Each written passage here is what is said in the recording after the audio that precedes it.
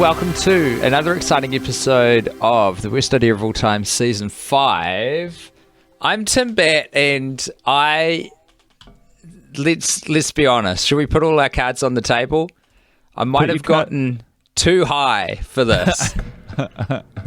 I have for the last 10 minutes because I was out. So two things happened. I was a little bit ahead of you guy in the film. So I remember. You had just a few minutes to catch up on to get to me.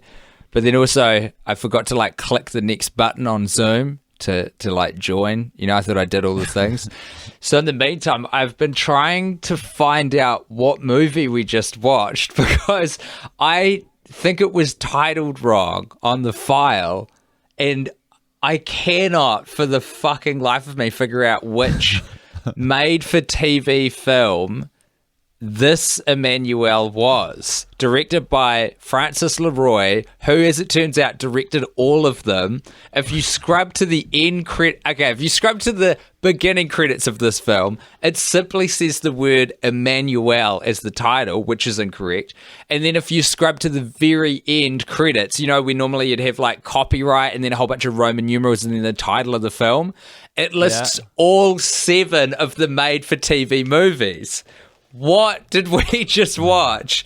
The reason I needed to find it out is because I cannot wrap my brain around the plot of what I just saw, and I thought that the internet would be able to help, but instead of helping, it has sent me into an even deeper mystery.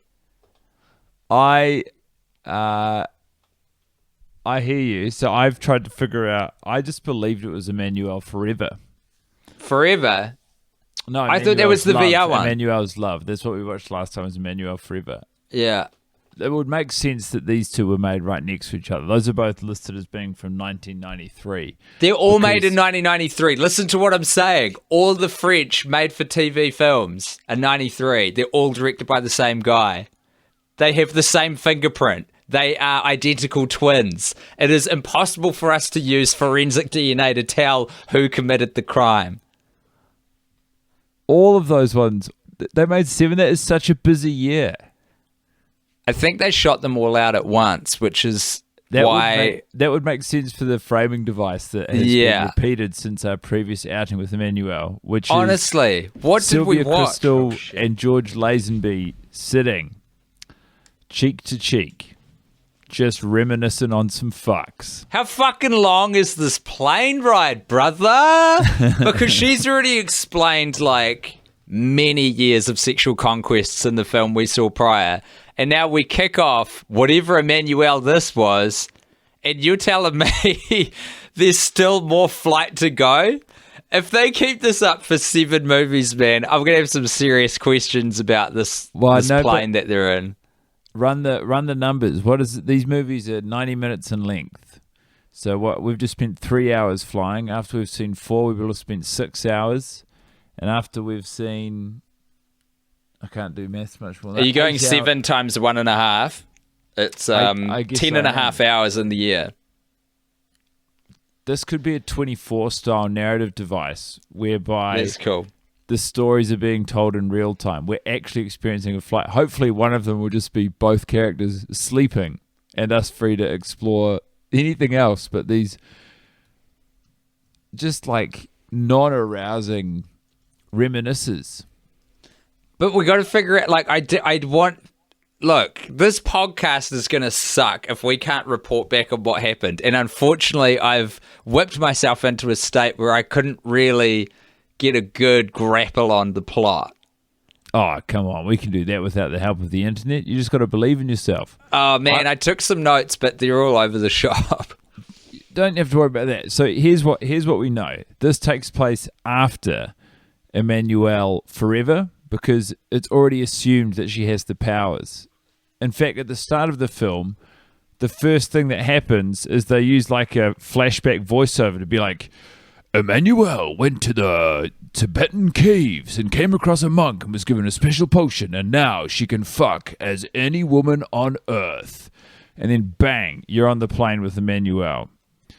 So we know that it takes place after that. We know that she's got the same powers as discussed in the previous film.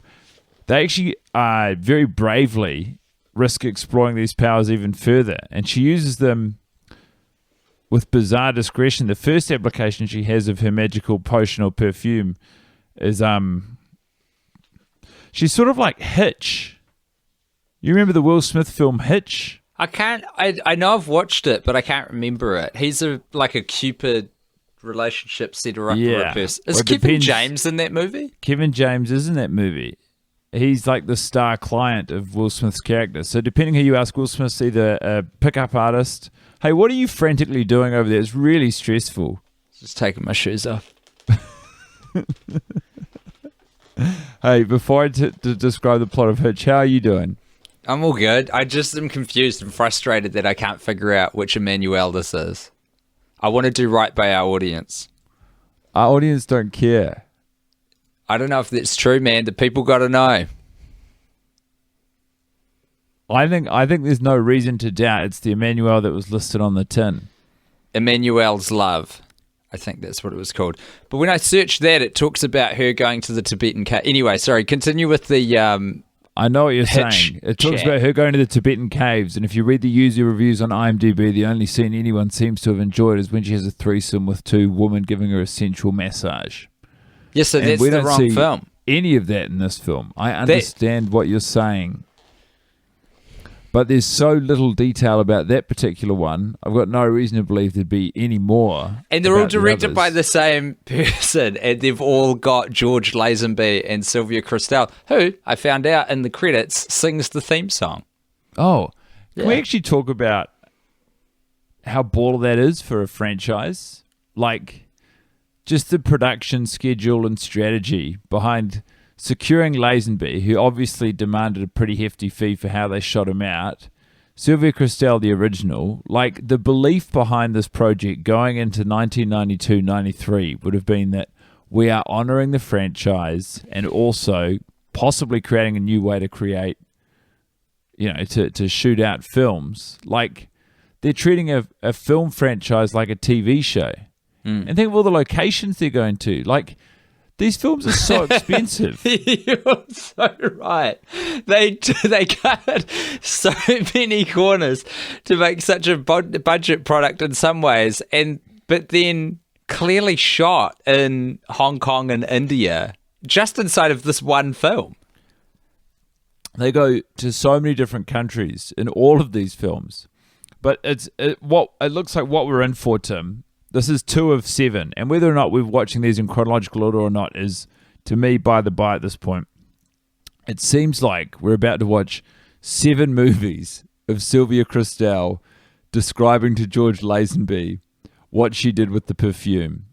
And it's upsetting to say, but that is not as engrossing as it sounds. And if you ask my penis, it's not as engorging either. Ooh. Important to note that this is our first late night record. We are apart, physically distant, and it's 11:16 p.m. on a Thursday. You're researching. You're not listening to me. We're not connecting. You and I aren't actually interfacing right now, Tim, because you're fucking going down rabbit holes that weren't built for you. I'll tell you what's happened. And I think this is the case on a few different websites. Where am I right now? Letterboxd. You know letterboxd.com? Yeah, the movie review site. So they've got an identical synopsis for Emmanuelle's Perfume and Emmanuelle's Love, which is the one that we just watched was labeled Emmanuelle's Love, and maybe it is, but for some reason on multiple websites they're all referencing maybe the same IMDb or something. They've got the wrong synopsis in there. I just want to know what one we watched. I just want to talk. I don't understand why this is such a big block for you from being able to discuss what we just watched. Because I'm going to do a bad job of explaining. Why? Because you don't know. Because you don't know the title. I was getting the title for the internet to help me get the plot out. But no. What's the first thing you remember? You've never been a man to take the plot as told by some professional softcore. I realise that, writer. But listen, I'm a man who knows when he's out of his depth. And guess what? I jumped in the deep end of the pool, and I do not have I do not have my inflatables on. I'm the lifeguard, and you listen to me, all right? Okay. I'm sick of watching you try and fucking doggy paddle to the middle of the pool. I'm like half a meter away from you. I'm looking you in the eyes saying, hey, stop trying to remember what the different swimming strokes are called and come sit on the side of the fucking pool with me. All right. I'm with you. All right, thank you. Now that you're sitting here and your feet are dangling in the water and you feel like you've had a stern telling off, but you also feel quite safe, can you tell me what was going on when you were in the deep end of the pool? What do we know? There's a fucking business deal which seems pretty instrumental to the plot here. And I can't remember. Okay, so this, like the last film, is kind of done in 3 acts. The first involves Nikki and Emmanuelle, and Emmanuelle and Nikki are friends. And Nikki is quite a scatty-brained woman who has fallen in love with her boss. And I think that they live in Hong Kong. I believe they're traveling. They travel a lot for work. Got it. So I think they're in Hong Kong on a work trip in a hotel. Emmanuelle helps her out by using the perfume power to transform into her because Nikki is very unconfident and a bit of a klutz. So now here's the fucking thing of it. They've changed how the perfume works in this one to a way more sensible version of it, I think, which is that she takes the perfume and transforms into the physical appearance of anyone she wants, which is like, yeah, should have done that from the start rather than being a ghost voice following the woman around. But they explore different applications of it even within this because they only did that once, but later on. That's true. So far, in the 2 films we've seen where this potion is like the central conceit that sort of drives the movies, they've explored every different application. Like there's no confidence in themselves. They've explored every different application. I wrote down the line, guy. Almost at the end of the film, Emmanuelle says, my only fear was that the perfume would wear off and that the spirit of Sonia would take possession of her body again. So that suggests that when she uses it later, now we've got a situation where Emmanuelle enters the body of the woman and then that person's consciousness is in some sort of terrifying limbo. Yeah. Where does it go? That's fucking scary, dude. And also, if that's what's happening, if instead of changing your physical body to represent and be someone else, but still moving through the world as a normal person, if what instead you're doing is leaving your body and entering as a soul someone else's body, what happens to the body you've left behind? Like, where does that bag of bones collapse? Oh, do you mean Emmanuelle's? Yeah. So it seems to me that the way they were showing that is she was always on a train when it was happening and masturbating. There was a different bit. She wasn't masturbating in those moments. She was she was kind of like she was like feeling a sexual voodoo. Yeah, so she was feeling the physicality of getting fucked, of being engaged in the act of coitus as the other woman. A sexual voodoo doll is the perfect articulation. I'm very intelligent. I just want to circle back to when I was describing Hitch, because I do think that there's similarities in the application of Emmanuelle the first time with Nikki, when she sort of helps her conquer her fears and initiate sex with her boss. Real sitcom setup, eh? Well, yeah, it's what Hitch does. He believes he gives characters like Kevin James the tools to be confident within themselves so that they can, express the best version of themselves to potential partners. And whereas Hitch does this through side coaching and then leaving Kevin James to go and explore it himself, and Emmanuelle, the application is much more literal, where she takes on the body and is like, fine, I'll have to do this my fucking self. And she goes out and seduces him. And then when the guy's barred up and ready to go, she's like, no, I'm just going to go to the bathroom. And then goes and gives this other woman, who is her, a pep talk. Can I tell you this? The woman, Nikki, who is trying to have sex with her boss, goes to the bathroom 4 times inside of 10 minutes. And then when things just kick off and start getting a bit hot and heavy, she goes to the bathroom for the 5th time, takes ages. There is no doubt in my mind, if I'm her boss, that she has some sort of stomach problem, that she's like, I don't think this is the best time for fucking. That is the impression I would have, that I got. She also, they've ordered dinner. They were supposed to go out to dinner, and then Emmanuelle, as Nikki, is like, let's order in. Let's not leave the hotel. Let's stay right here and eat our food and see what happens, come what may. And he's like, fuck yeah, this rules. And then Nikki comes back out, timid, real Nikki, and she's like, sees the seafood, and she's like, fucking gross, man. This looks disgusting. And she's like, I've lost my appetite. Now I have to go to the bathroom. And so she goes, switches clothes with Emmanuelle, which is an act that would take about 10 minutes. There's so many items. I kept thinking, hold on.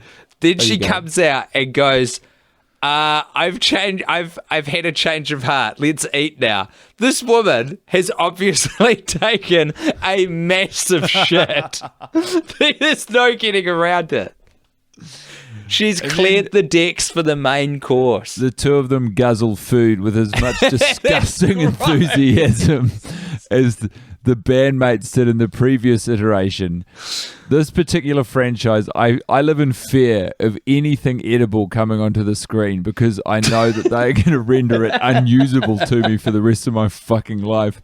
They take these very thin, wet slices of tomato and tongue them as though they're each other's genitals. It is honestly enough to make your stomach churn. I didn't think she did too badly with the tomato slice, to her credit, but and with the squid rings or whatever that was, no good. Some sort of soft, cold egg roll in play at one point. Not erotic textures or temperatures.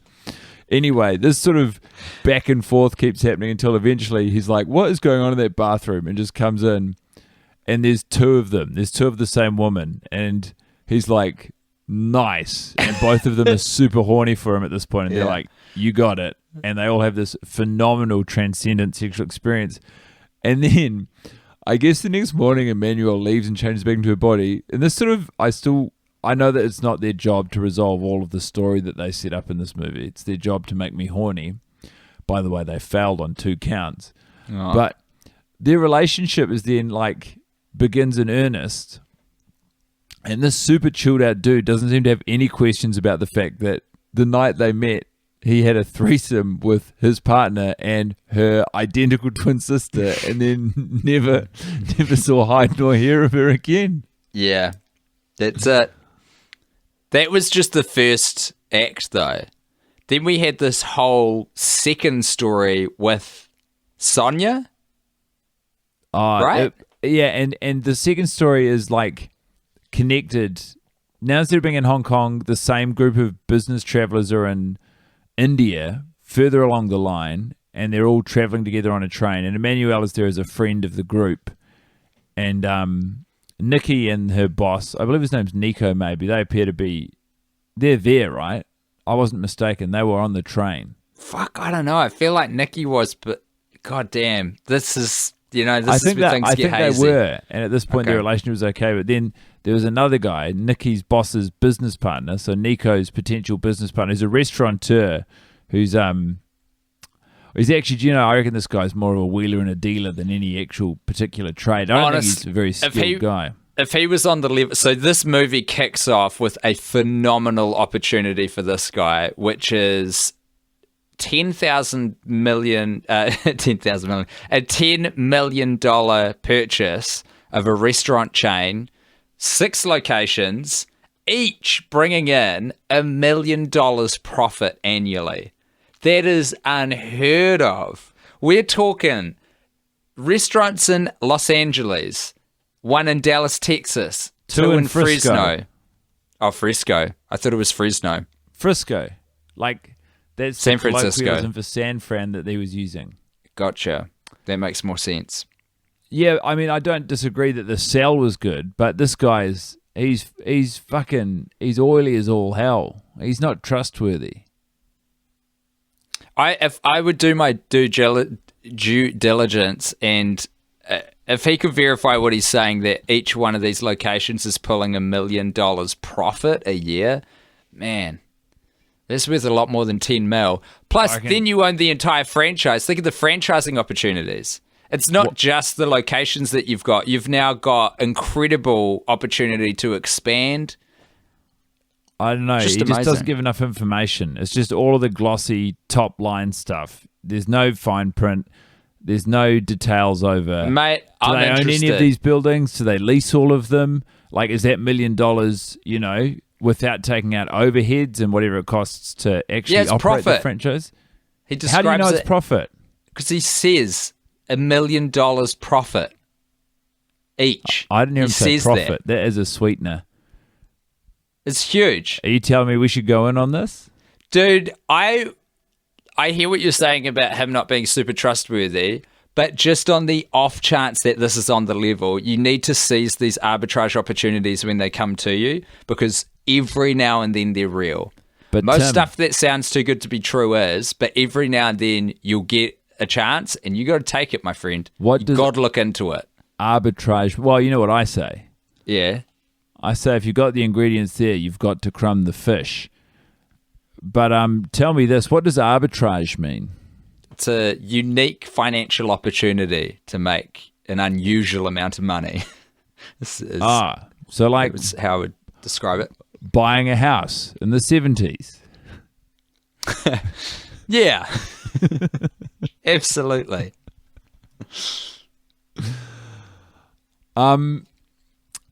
But basically, the second act is they're on this train ride. Now the focus goes to this different couple who are in an unhappy relationship, and one of the two people in it is this shady businessman who's trying to, you know, it sounds like he's trying to sell things that are lost to himself. And actually, I mean, his whole subplot is about business dealings. Like, this movie has a surprisingly high assumption of the financial literacy levels of its audience, and also of their interest in following along as different characters swindle and negotiate for different amounts of money. This is where I really lost. This is what I wanted the plot for, because this is where I lost the thread. Why don't you tell me what you saw? Emmanuelle is friends, I think, with, I'm going to call her Sonia. Emmanuelle as Sonia tricks a guy who I can't remember who he is into investing $2 million into a fund. Okay. So Emmanuelle is friends with Sonia, we'll call her. Mm-hmm. And Sonia is in this really unhappy situation with this guy who's is the same wheeler and dealer, the aforementioned, that we've just spent about 5 minutes discussing. All right? So they're together, they're on this train. Nikki and Nico are also on the train, but they're like, at this moment in time, they're happy in their relationship. They're sort of just cruising. They're not to be, worried about. There's another couple who we don't actually get a lot of information about, but there's a woman and a man, and they're like, he seems to be into some slightly mystic shit. Like, at one point, we get this really prolonged scene where he delivers like a hypnogasm to his partner. They go into their little carriage in the train, and he just stares at her and moves his hands, and her body writhes in perfect synchronicity with his movements. Basically the thing that Sting has been working his way up to for his entire life. That's right. And then you've got this other couple who is the wheeler and dealer, who we'll call Wheeler, as in Wheeler, as in Wheeler's deal. I was thinking of the Wheeler from Power Rangers, not Power Rangers. What was it? Captain Planet. He had the power of fire. He's the redhead. I had his action figure. A lot of love for the guy. What's my favourite, though? My favourite was actually Kwame with the power of earth. He just moved huge chunks of dirt. Mm. I mean, I understand that the messaging on that show was save the planet. Yeah. But the reckless abandon with which these people would manipulate and use the planet to upset the villains was probably as disruptive as what the villains were planning to do in the first place. You've got a point there, mate, because consequences if you create a tsunami to stop someone from fucking, stealing a bag of toxic waste.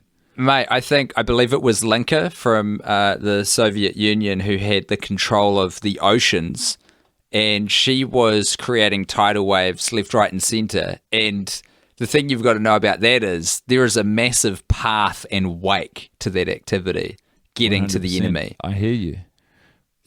So we'll call this guy Wheeler, and he is... I think Whoopi Goldberg voiced Gaia. I think that's true. Well, I'll bet you that you're going to look that up instead of listening to my sage words of reflection and wisdom as I try and re-articulate the disappointing softcore pornographic film you just watched to you, so that you can rest easy with the context that we shared this experience. Was it was Whoopi Goldberg. Yeah, thank you. And so Wheeler, he's on the train and he's in this unhappy situation with this woman who we're calling Sonia, and that's Emmanuelle's friend. That's Emmanuelle's point of connection. And Emmanuelle sees that they're unhappy, and she talks to Sonia, and she says, what's going on? And Sonia's like, he's not having sex with me. I know he's been having sex with someone else. And also he's been in charge of, like, she's an heiress of some description, and he's been in charge of her funds, and she doesn't really know what's happening, and she can't really leave the relationship because he's in control of the funds. And Emmanuelle goes, don't worry, I can fuck our way out of this. And so she takes on the persona of someone who's totally unrelated to anyone on the train. She takes on an entirely new body with an entirely new name. We'll call her Tanya. And she introduces herself as Sonia's friend Tanya, unrelated to the group as it exists, and immediately goes to work on seducing Wheeler. And also, for reference, hold on, now I'm getting confused. Let's just follow this as you've laid it out. What's really amazing in the movie is that Tanya lays out loud like a pretty complicated sequence of financial goings on that this guy has to fall into the trap of.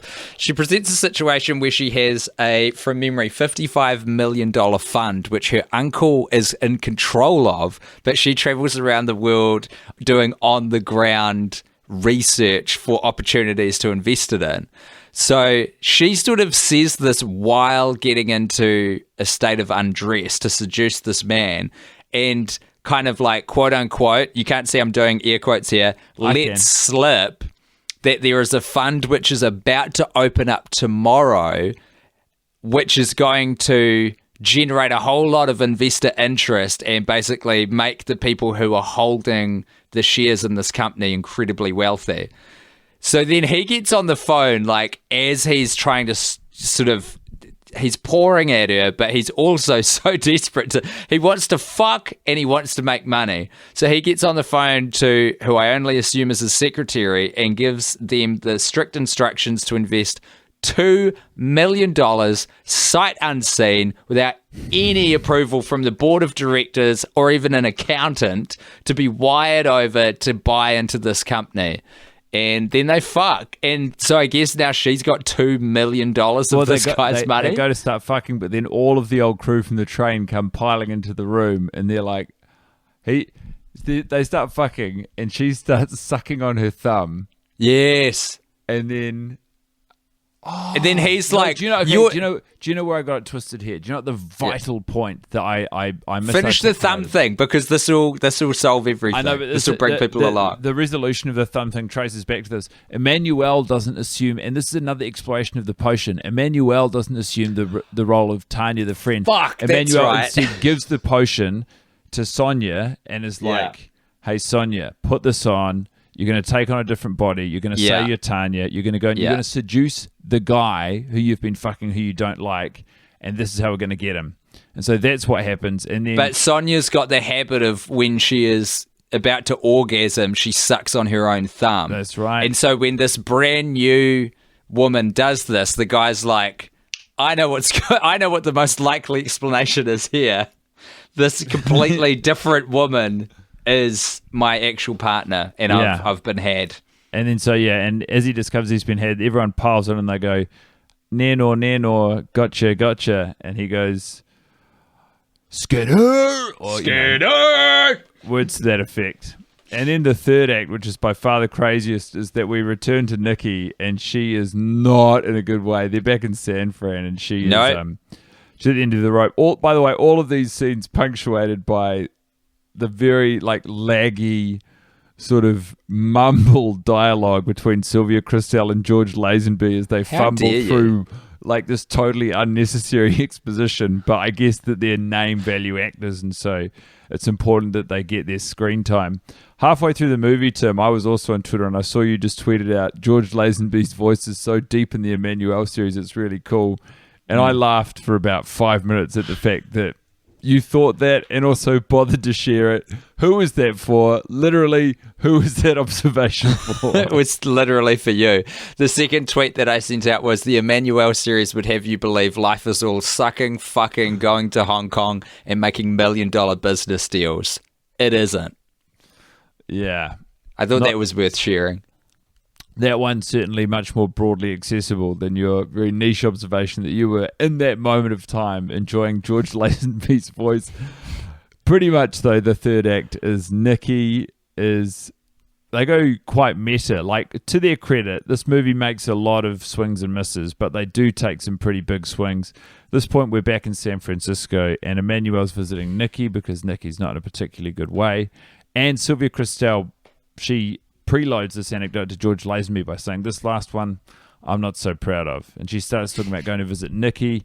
She arrives and Nikki is on the set of a porn film that's being filmed in her apartment. And so I feel like this is sort of a tongue-in-cheek opportunity to lampoon, the very, it's not quite a snake eating its tail, but like to lampoon the making of pornographic films, or perhaps they had bad blood with a different pornographic franchise and they were spoofing them by doing this. But pretty much we have this really seedy kind of, in inverted commas, cool guy director who's just encouraging two people to fuck harder. And meanwhile, Nikki's rented out her apartment, and because this is how porn works, if you rent your apartment for the film to be set there, you just get to keep hanging out in your apartment and watching the porn being made.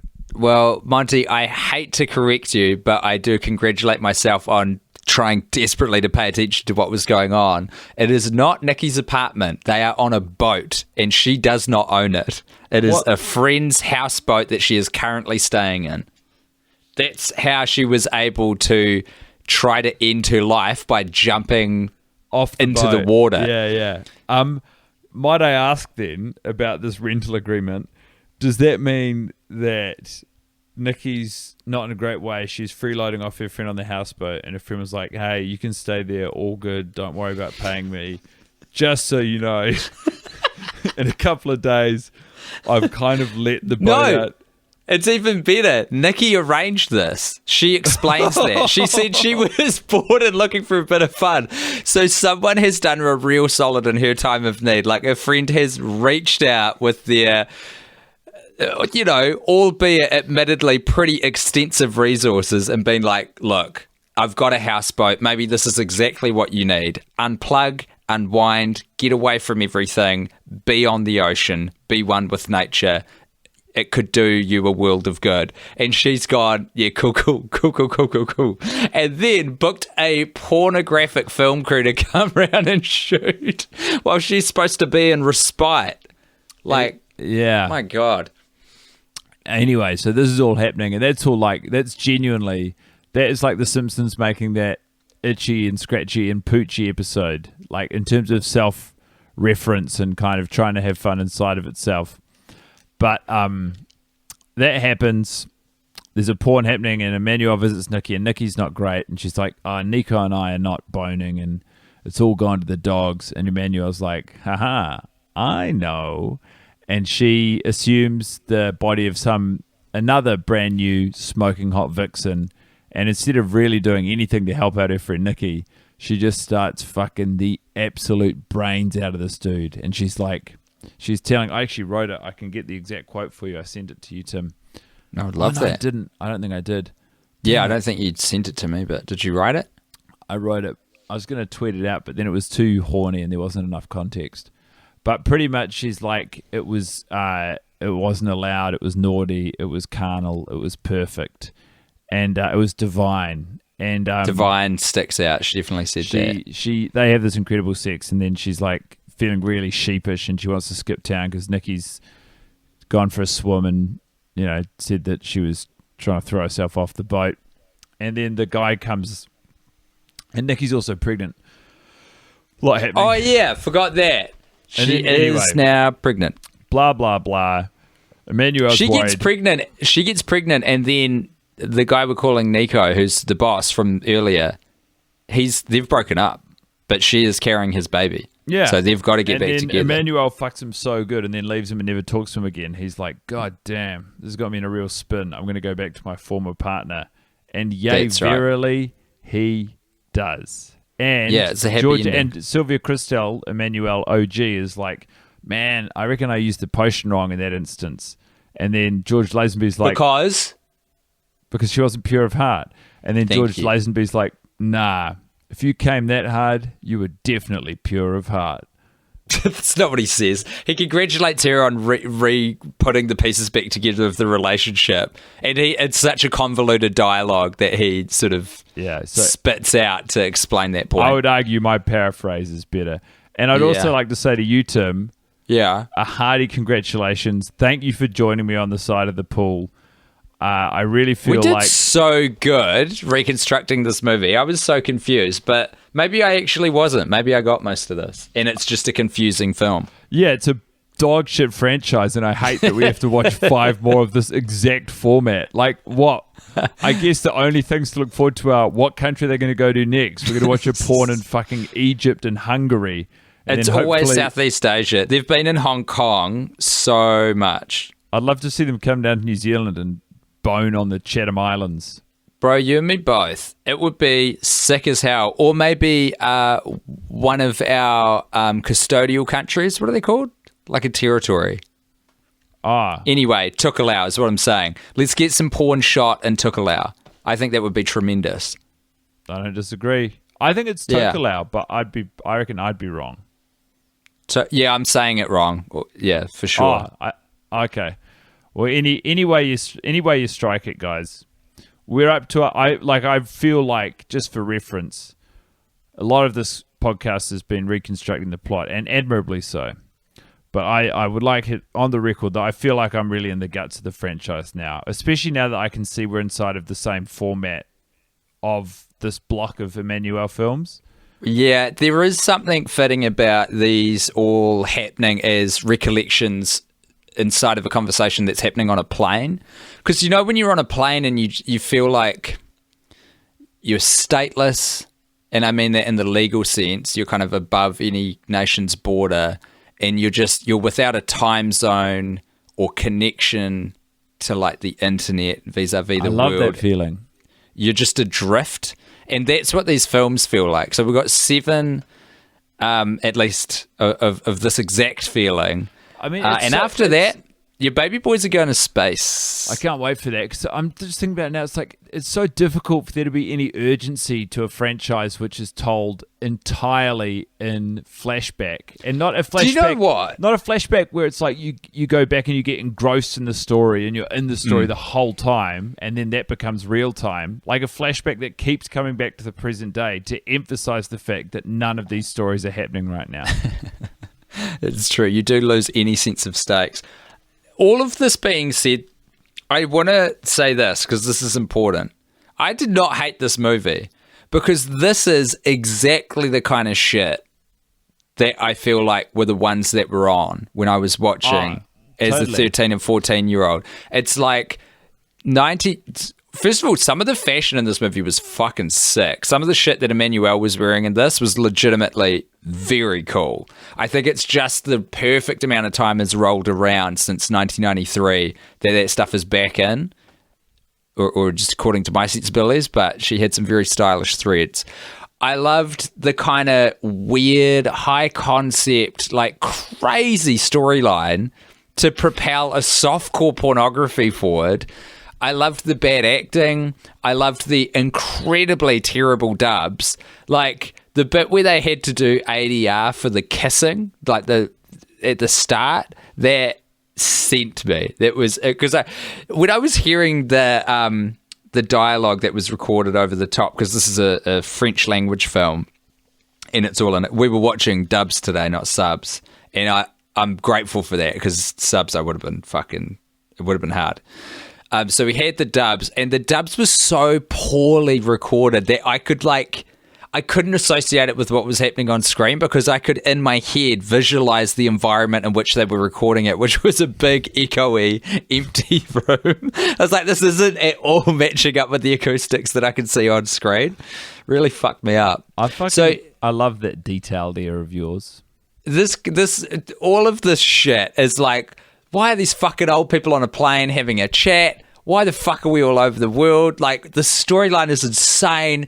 The dubs don't match up. People are kind of having sex. There's a lot of breasts. Like, they'll take any opportunity to show a woman's nipple to me. And it's like that. That is the hazy memory I have of Sky One porn after midnight as an early teenager. 100%.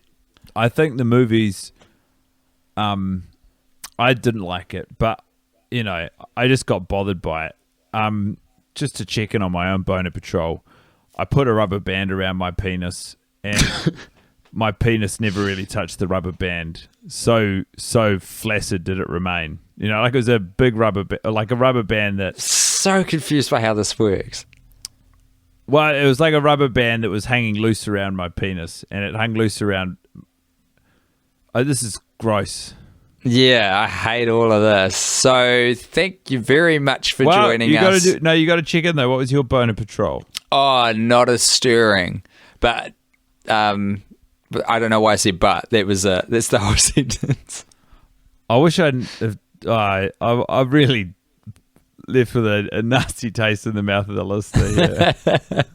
Yeah. I was going to promote our Patreon, but I don't think I can after you talked about putting a rubber band on your penis. So I won't.